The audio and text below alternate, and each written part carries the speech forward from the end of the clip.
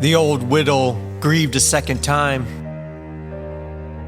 First when her husband died, and then now as she prepared to bury her son. It was all too much for the old woman. Her tears flowed freely and unrelentingly. On the road to Nain, the teacher and his disciples saw the woman and the crowd of mourners. Feeling their grief, the Lord's heart was overwhelmed with pity for the woman. "Do not weep," the teacher told her, but her tears would not subside. So Jesus went to where the coffin was being carried and gently touched it. "Young man, rise," he said, and the dead man awakened as if from an afternoon slumber, alive. And so the woman received her son back. The girl of 12 laid near death in the room, her father weeping for his only daughter, unbearable grief for the head rabbi who begged the teacher to heal her. But before the teacher arrived, the young girl died. And the rabbi's servants and friends told him not to bother Jesus because she was dead and it was too late to bring her back. But still, the man beseeched Jesus to raise her. "Do not fear, only believe and she will be well," Jesus told the man. And as he entered the room where she lay lifeless, surrounded by mourners, he spoke again. "Do not weep, for she is not dead, but sleeping." The mourners, though, they laughed at these words, but unbothered by those of weak faith, the teacher exclaimed, "Child, arise!" And just like that, in an instant, her spirit returned and the child lived again. And so the man received his daughter back. And Mary and Martha, sisters of Lazarus, sent a message to Jesus and asked him to come to their side, for their brother was sick and would surely die. But Jesus did not come until the man had been entombed for 4 days. "O teacher," said Martha, "why have you not come sooner? Our brother, your friend, would still be alive." And upon hearing this, Jesus said, "I am the resurrection and the life, and he that believeth in me, though he was dead, shall yet live, and whoever liveth and believeth in me shall never die." And then Jesus wept. At the tomb where his friend laid for 4 days, Jesus gathered that rock.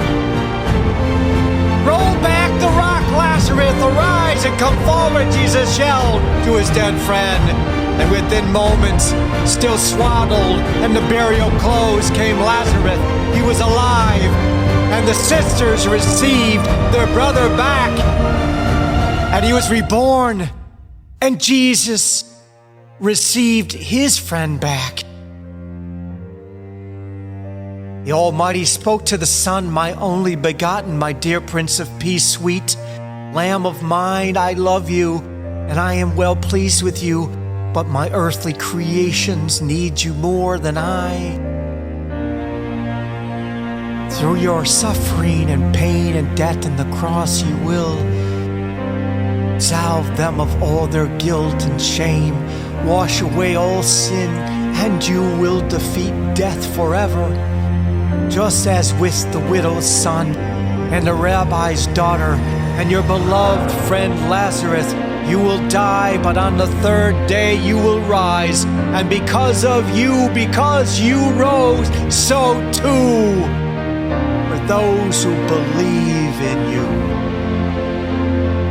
And so, believe in him, all my brothers and my sisters and my mothers and my fathers and my daughters and my sons. Have faith and believe that because he rose, you too will rise. Because God promised him resurrection. And at Easter, 3 days from death and the cross he carried for all of us, he rose.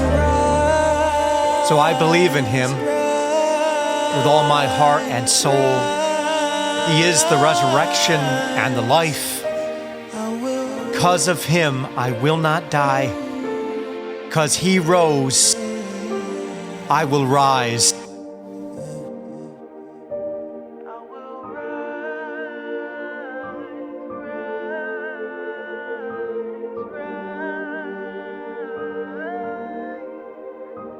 I will rise, rise, rise, rise,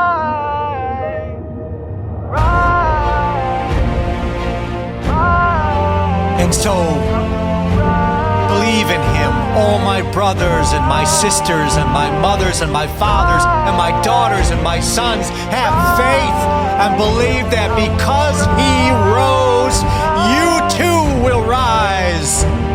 Because God promised him resurrection, and at Easter, 3 days from death on the cross, he carried for all of us.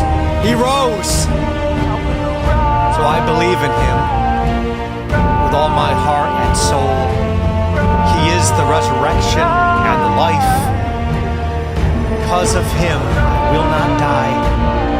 Because he rose, I will rise. I will rise.